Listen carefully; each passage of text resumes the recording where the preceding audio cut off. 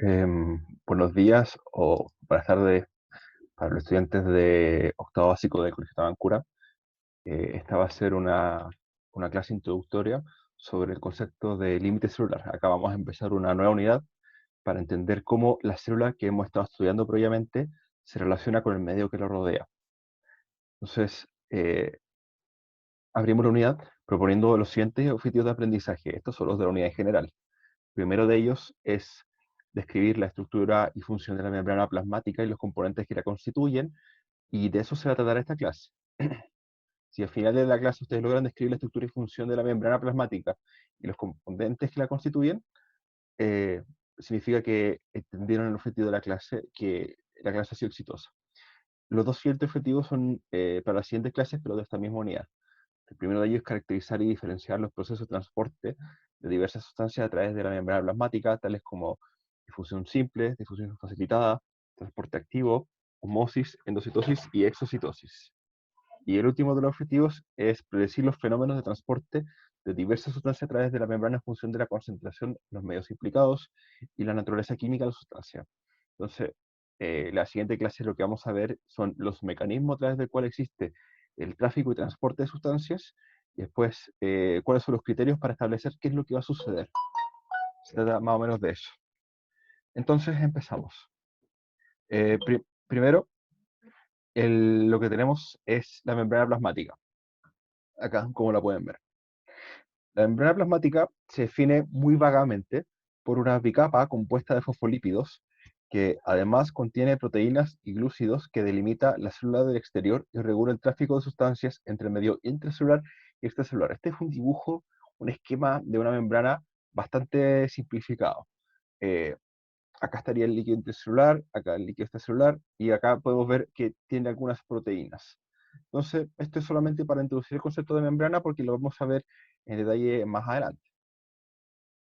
El concepto que nosotros vamos a manejar de membrana plasmática corresponde a el modelo mosaico fluido que fue planteado por Singer y Nicholson en 1972, quienes emplearon microscopía electrónica y otras técnicas de observación como la criofractura, que consiste en que ellos enfriaban una membrana y la fracturaban para poder visibilizarla bien a través del microscopio electrónico. Eh, y lo que hace es describir a la membrana plasmática como una bicapa fosfolipídica que además tiene proteínas. También tiene otras sustancias, pero esta es como la descripción gruesa. Yo recuerdo que a mí me enseñaron esto en el colegio, el modelo mosaico fluido, y yo no entendía lo que era mosaico ni lo que era fluido. Entonces, lo definimos a continuación. Un mosaico es una estructura formada por teselaciones. ¿Qué son las teselaciones? Son repeticiones de patrones ordenados. Entonces podemos pensar que la membrana plasmática va a ser una repetición de patrones más o menos ordenados que se repiten. Y fluido quiere decir que es una sustancia de consistencia blanda que puede, entre comillas, fluir. Es una característica particular de los fluidos que lo para ver más adelante. Pero lo que quiero decir con la palabra fluir es que vale la redundancia para definir un fluido en este caso, cuya forma varía fácilmente. No requiero aplicar mucha fuerza sobre una superficie fluida para lograr cambiar o modificar eh, la superficie. Entonces, acá podemos ver cómo tendríamos que imaginarlo. Si se dan cuenta, es un mosaico, es decir, conserva su orden, pero no es un mosaico estático, es un mosaico fluido. Entonces, es importante que reconozcamos que conserva ambas características. La de mosaico en el sentido que tiene un orden y la de fluido en el sentido que se puede formar, que está en constante movimiento. Esta es la estructura general de la membrana plasmática, la vamos a ir viendo en detalle. La membrana plasmática, bueno, como hemos definido antes, es el ente, la estructura que está rodeando la célula y que en la mayoría de los casos es la que separa el citoplasma del medio extracelular. Entonces, acá lo que podemos ver son muchas estructuras que las vamos a ir explicando una a una antes de poder hacer este dibujo. Lo que me interesa, en primer lugar, es que vean esta capa que se está formando, que hay algunas proteínas que las atraviesan, otras que están de un solo lado. ¿Cómo entonces vamos a describir la estructura plasmática? Vamos a partir viendo la composición química que tiene. Y la composición química la podemos separar en las tres macromoléculas orgánicas que conocemos. En primer lugar se encuentran los lípidos, tanto fosfolípidos como glucolípidos y esteroles, esteroles tales como por ejemplo el colesterol, que de hecho los lípidos son las moléculas mayoritarias de la membrana plasmática, son las más importantes. Pero en la membrana plasmática también se pueden encontrar glúcidos, los vamos a ir viendo en detalle, y también se pueden encontrar proteínas. Vamos a ir viendo una a una, pero me interesaría que de esta diapositiva quedara definido que las tres macromoléculas más importantes eh, de la economía celular están formando la estructura de la membrana plasmática, y principalmente los lípidos son los más importantes y los primeros que vamos a ver. Entonces, para ver los lípidos partimos con los fosfolípidos. Los fosfolípidos constituyen una doble capa llamada bicapa lipídica y son moléculas llamadas anfipáticas. Esta palabra puede ser un poco compleja, pero la voy a explicar de inmediato. Anfipática viene de anfi, como anfibio, que significa ambas, y pática, que es patía, que es, que es proximidad. No es literalmente proximidad, pero se puede leer así. Es decir, que tiene una región hidrofílica y una región hidrofóbica. Entonces tiene ambas patillas respecto al agua.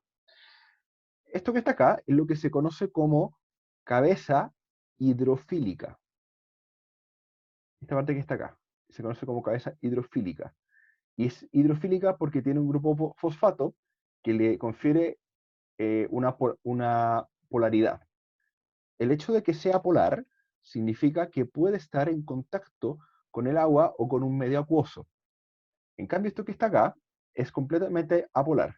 ¿Por qué es polar y por qué es apolar? Es algo que vamos a ver más adelante, y ni siquiera lo vamos a ver en biología, sino que en química, cuando veamos el concepto de electronegatividad.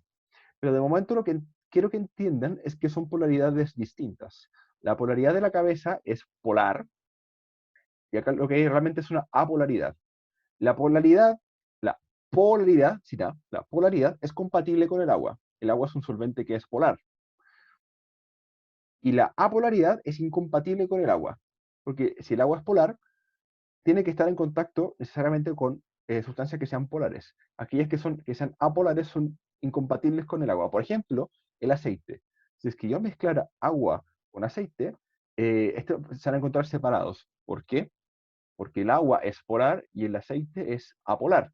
Entonces, esta diferencia es lo que las mantiene separadas. Por tanto, es importante recordar que estas cabezas hidrofílicas tienden a estar en contacto con el agua y estas colas hidrofóbicas tienden a alejarse del agua debido a su propia preferencia química, por decirlo de alguna forma.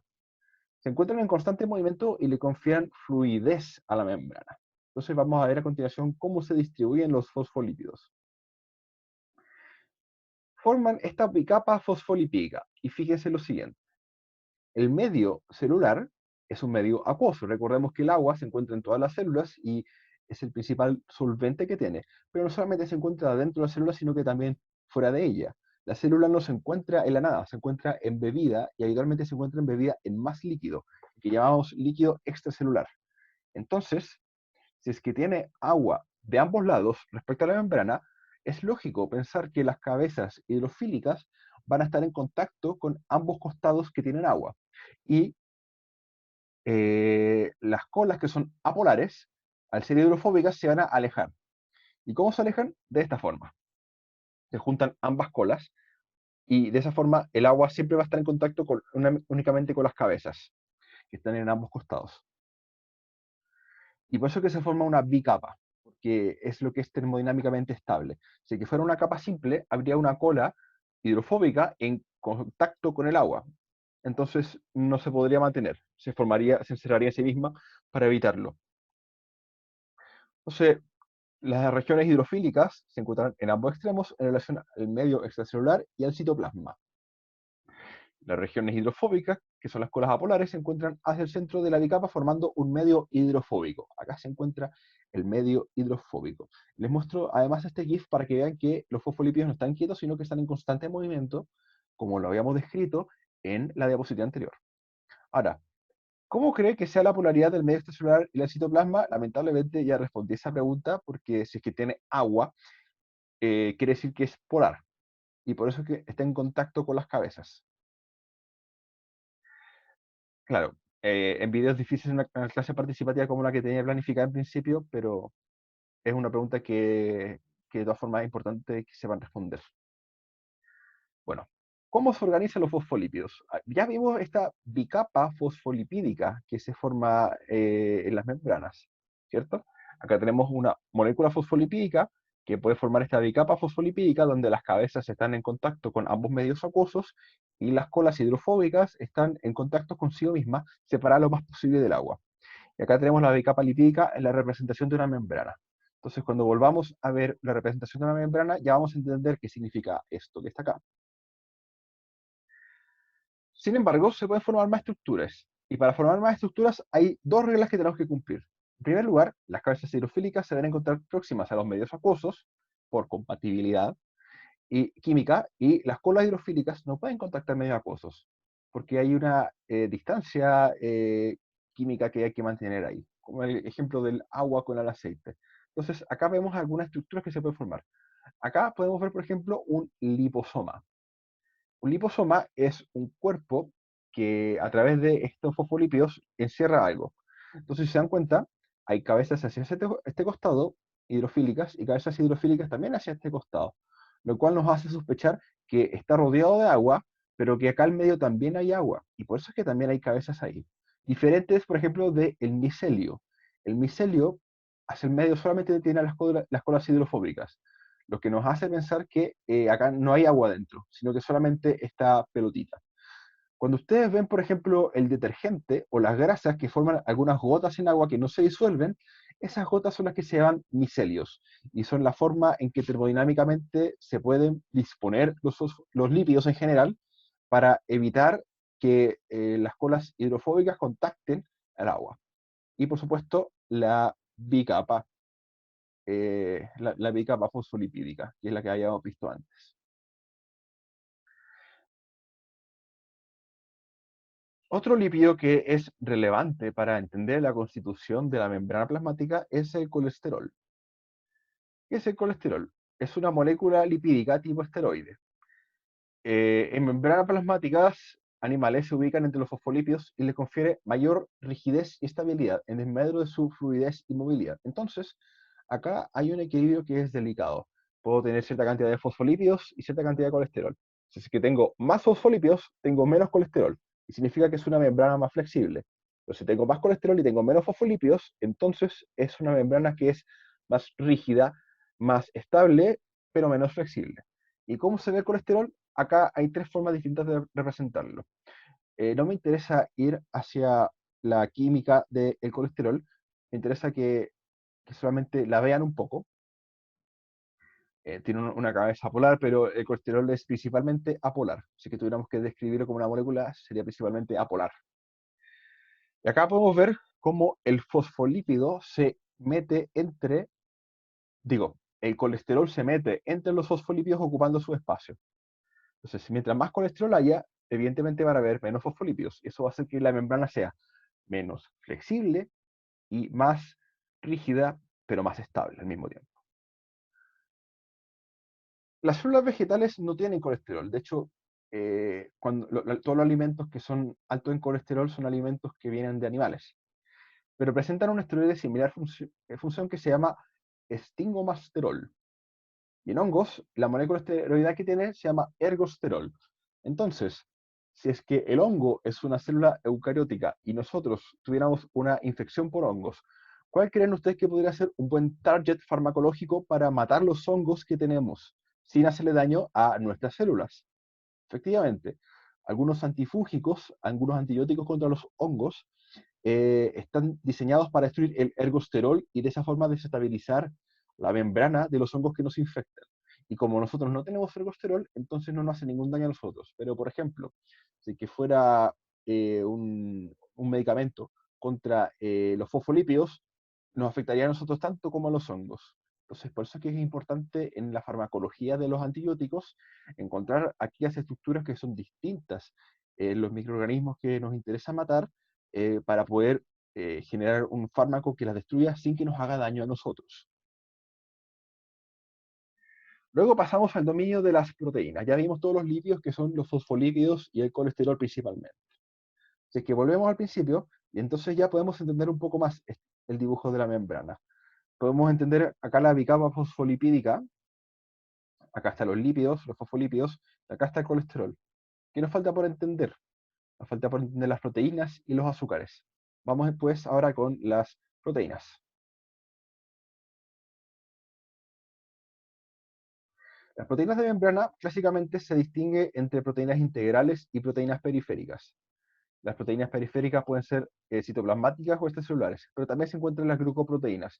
Este símbolo que está acá es para mencionar que las glucoproteínas pueden ser integrales o pueden ser periféricas. Son clasificaciones que son distintas, pero es importante tener en cuenta todas estas clasificaciones. ¿Cómo se definen? Las proteínas integrales se definen como aquellas proteínas que atraviesan completamente la membrana desde un extremo al otro.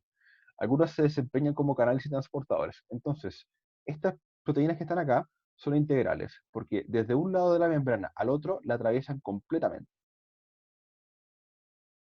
Para poder nosotros obtener esta proteína, la única opción que nos queda es destruir la membrana plasmática. Si es que destruimos la membrana plasmática, nosotros podemos aislar estas proteínas, pero no existe otra forma. Distintas son las proteínas periféricas, que son proteínas ubicadas en ambos extremos de la membrana. Pueden ser proteínas eh, extracelulares o citoplasmáticas, dependiendo del lado en que están. Si es que no está atravesando la membrana, entonces ustedes saben que es periférica. Y la forma en que los científicos determinan si es que una proteína es periférica o si es que es integral es si es que existe o no la necesidad de destruir toda la membrana para poder aislar las proteínas. Estas proteínas que son periféricas, nosotros las podemos sacar de la membrana sin destruir necesariamente la membrana. Y bueno, como les había adelantado antes, también están las glucoproteínas que pueden ser integrales o periféricas, y son proteínas que se encuentran unidas a moléculas de carbohidratos, es decir, de azúcares. Sin embargo, estos carbohidratos solamente se encuentran en el extremo extracelular. Observen, acá hay carbohidratos, cadenas de carbohidratos, pero de este lado no. Acá lo mismo, las glucoproteínas pueden estar de este lado, pero no del otro. Entonces, estos carbohidratos, si es que están conectados a proteínas integrales, sería una glucoproteína integral. Si es que los carbohidratos se encuentran conectados a proteínas periféricas, serían glucoproteínas periféricas, pero solamente podrían ser extracelulares, dado que no hay carbohidratos eh, del lado citoplasmático. Acá podemos ver entonces un diagrama general con todas las proteínas de membrana y algo más. Acá tenemos el fluido extracelular, acá el fluido intracelular, y lo que observamos es que hay proteínas que son tipo receptor, otras que son de reconocimiento, otras que son de transporte.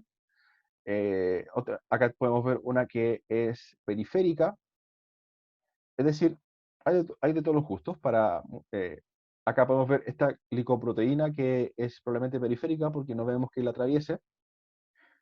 Eh, Vamos a ver más adelante eh, cómo se diferencian las distintas funciones de las proteínas.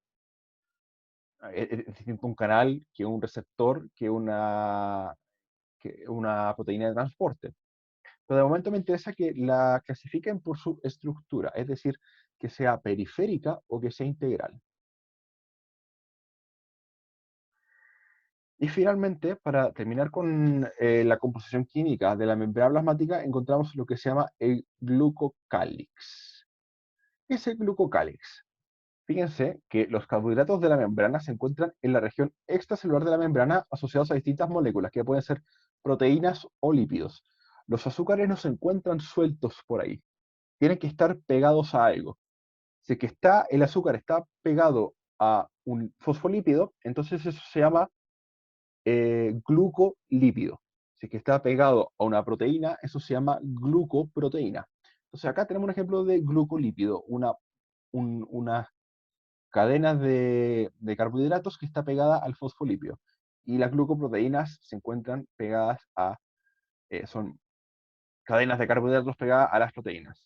Recuerden siempre que todos los carbohidratos y los azúcares se encuentran del lado extracelular. Son esenciales principalmente en las funciones de reconocimiento de señal. Siempre cuando haya señalización celular, en que llegue algo, una señal que vaya a afectar al metabolismo de nuestra célula, lo que hace que se pueda reconocer esta señal son estos azúcares, los azúcares que están acá. El glucocálix es el principal responsable de que la membrana plasmática sea asimétrica. Y esto quiero ser muy enfático. Esta simetría viene del hecho de que los carbohidratos se encuentren exclusivamente del lado extracelular, pero no del lado intracelular. La membrana plasmática es asimétrica. No van a encontrar azúcares desde el lado del citoplasma. No los van a encontrar.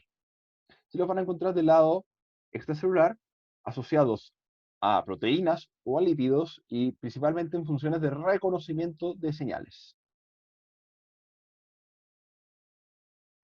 Y dado que la membrana plasmática es asimétrica, entonces la podemos representar de la siguiente forma. Todos los azúcares se encuentran del lado extracelular.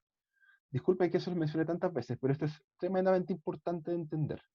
Entonces, con este dibujo que está acá y que ustedes lo van a tener presente en las guías que les voy a mandar, les voy a proponer las siguientes actividades. Primero, identificar y describir las siguientes estructuras de la membrana plasmática. ¿Qué es lo que quiero que busquen o identifiquen? Y además describan. Los fosfolípidos. ¿Dónde están los fosfolípidos? Colesterol. ¿Dónde está el colesterol? Las proteínas integrales, proteínas periféricas, los glucolípidos. ¿Cuál de esos será un glucolípido? Las glucoproteínas. ¿Cuál de esas será una glucoproteína? Y luego de eso, quiero que respondan la siguiente pregunta. ¿Dónde se ubica la región hidrofílica y la región hidrofóbica de esta membrana? Esto lo van a tener en su guía y esto es una actividad eh, que no va a ser calificada, por tanto ustedes no tienen que mandarme la guía esta vez al correo. Ya estoy corrigiendo sus cuestionarios y eso es bastante trabajoso. Sin embargo, si es que tienen alguna duda, me pueden escribir y por supuesto se la voy a responder de inmediato. Pero el objetivo de esta guía es para que ustedes ensayen los conceptos que hemos visto en esta clase, para que después les sea más fácil integrarlos con lo que vamos a ver en la siguiente clase. Si ustedes guardan esta guía, probablemente la puedan usar al final para el momento en que evaluemos esta unidad, tal como lo hicieron con las guías anteriores para evaluar el cuestionario de la célula. La clase va a ser bastante breve y la vamos a dejar hasta acá. Me interesa que veamos la estructura de la membrana antes que podamos comprometernos con sus funciones. Entonces, les dejo mis más cordiales saludos. Estoy a un correo de distancia si es que tienen alguna duda. Y muchas gracias por su atención.